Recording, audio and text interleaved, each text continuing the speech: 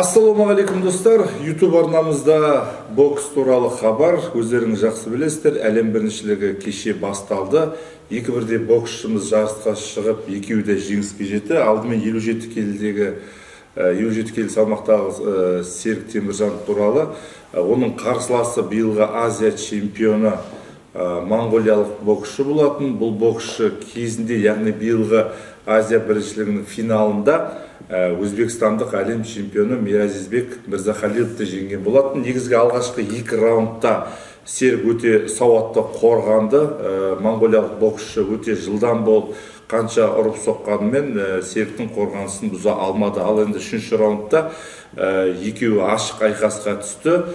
Бірақ дегенмен бір ғана нәрсе айтып өтейін, Серік олимпиадаға қараған кезде осы чемпионатта жақсы дайындықпен келген. Бұған енді себепші болған мүмкін бапкерлердің дұрыс тактикасы шығар.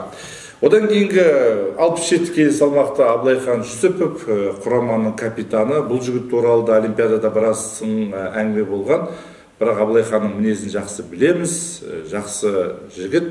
Түнде ешқандай қиналмастан тайвандық қарсыласын оп-оңай жеңді. Еді олар 28 қазан күні келесі айналымда өнер көрсететін болады. Ал енді бүгін қандай боксшыларымыз жарысқа шығады? Алдымен ең бірінші кешкі сағат 22:00-де біздің үкілеп үміт қосып отырған боксшымыз Сәкен Бибосынов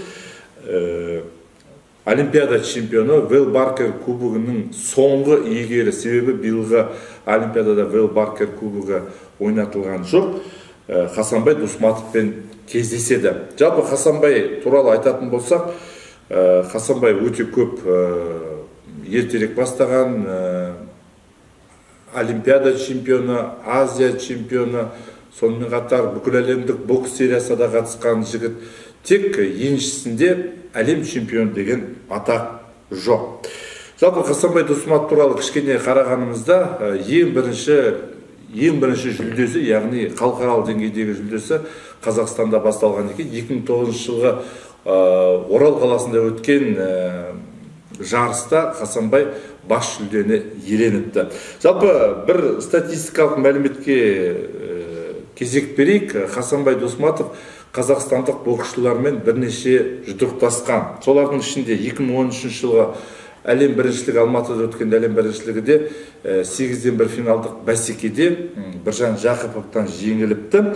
2015 жылғы Азия біріншілігінде 8-1 финалдық бәсекеде Хасанбай Дусматов биылғы әлем біріншілігіне қатысып жатқан Теміртас Жақыповты жеңіпті.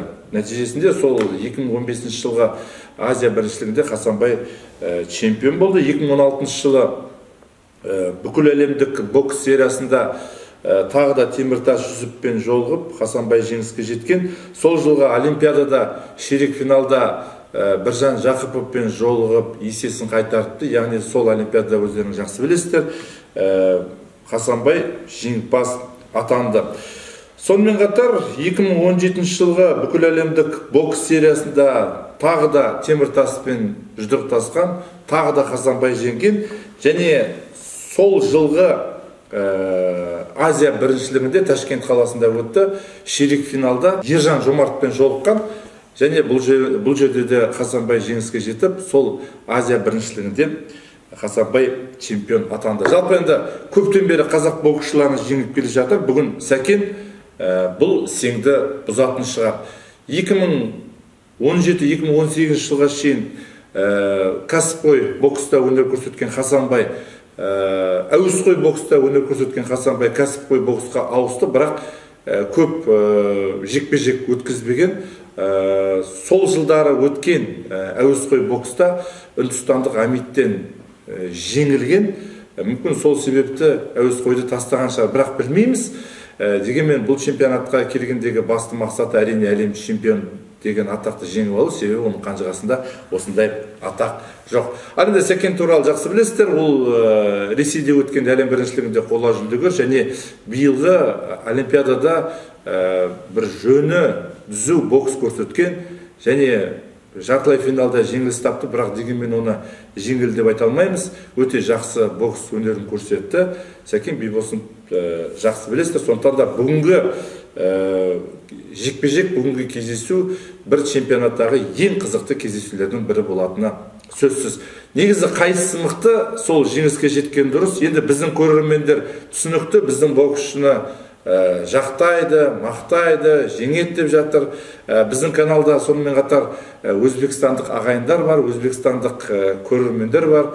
Оларға да сәттілік тілейміз. Ең бастысы жақсы бокс болып, нағыз мықты жеңімпаз атанса. Сонымен қатар екінші боксшымыз бұл 75 келі салмақта Нұрғанат Раисов алғаш рет үлкен ірі турнирге шығып отыр. Өзі бар болғаны 21 жастағы жігітіміз. Оның қарсыласы Қаратаулық, яғни Черногориялық Савкович деген жігіт. Енді Нұрғанат туралы айтатын болсақ, Нұрғанат осы Қазақстан біріншілігінде финалда Әбілханнан жеңіліс тапқан екен. Әбілхан енді өздеріңіз жақсы білесіздер, олимпиададан кейін кішкене демалыс алды. Оның орнын осы Нұрғанат басты. Нұрғанатқа сәттілік тілейміз. Сонымен қатар, қымбатты достар, күні кеше осы ашылу рәсімінде қызықты жаңалық болды. Вэл Баркер кубогы олимпиадада берілетін кубок еді. Енді олимпиадада емес, әлем біріншілігінде әр 2 жыл сайын ойналатын болады. Яғни осы әлем біріншілігінде біз Вэл Баркер кубогының иесін білетін боламыз. Әрине, бұл жерде енді кішкене саяси ойын болып жатқан шығар. Өздеріңіз жақсы білесіздер, АИБаны халықаралық олимпиада комитеті әзірге мойындамай тұр. Мүмкін кейін екеуі бірлесе жұмыс жасаған кезде қайтадан Вэл Баркер кубогы олимпиада ойындарында берілетін шығар. Жалпы осы негізі күндізгі бокс кездесулері 17:00-де басталады, ал кешкі кездесулер 22:00-де басталады. Өздеріңіз жақсы білесіздер, біздің Сәкен мен Нұрғанат бүгін кешкі кездесулерге шығады. 22:00-де сіздер Сәкен мен Хасанбайдың кездесуін көре аласыздар, ал сағат 11, яғни 23:00 шамасында Нұрғанат пен Савковичтің арасындағы кездесуді көретін боламыз. Жігіттерге сәттілік, біз сенеміз. Кешегі алғашқы кездесулерді көріп, шында да дайындық дұрыс екеніне көзіміз жетті. Бапкерлер құрамына мың алғыс, елді қуантатын жаңалық күтейік. Рахмет.